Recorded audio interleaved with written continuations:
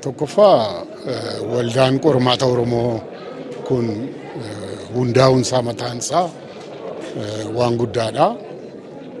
Ammaan booda dhaloonni itti aanu waa'ee seenaa Oromoo, aadaasaa, afaan kana hundaa'u waan qormaata irratti hundeeffame akka hubachuu danda'u gochuudhaaf qooda guddaa taphachuu danda'a jechuudha.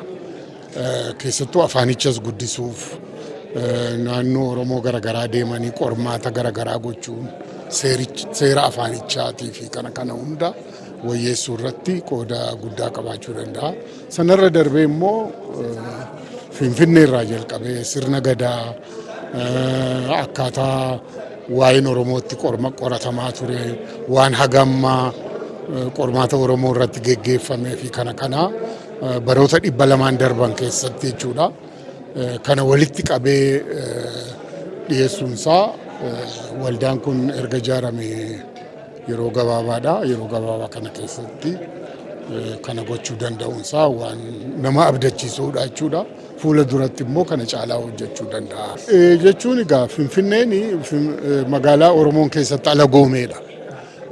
Handhuura Oromiyaa irratti ijaarame garuu Oromoon keessa haadhameetu alagaan irratti goobee Oromoon immoo keessatti alagoome.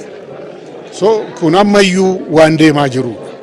Kana deebisanii Finfinneen eenyummaa Oromoo akka deebifattu seenaa qofa otoo hin ta'in eenyummaan Oromoo Finfinnee keessattis akka calaqqisu gochuu irratti hojii baay'eetu hojjetamuu qaba.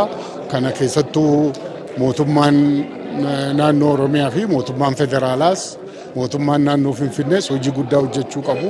Eenyummaan Oromoo magaalaa kana keessatti calaqqisee mul'achuun barbaachisaadha jedhee nama. Dhaloonni itti aanu kan inni hubachuu qabu Finfinneen handhuura Oromiyaati, magaalaa Oromiyaati.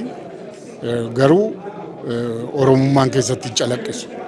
Kanaaf Finfinnees haa ta'u magaalota Oromiyaa hundaa'u keessatti eenyummaan Oromoo akka calaqqisu, Oromoon boonee afaan isaatiin, aadaa isaatiin akka of mul'isuu danda'u gochuu irratti hojii guddaatu nu fuuldura jira. Kanaaf dhaloonni itti aanu sanarratti hojjechuu qabaa jedhee yaada.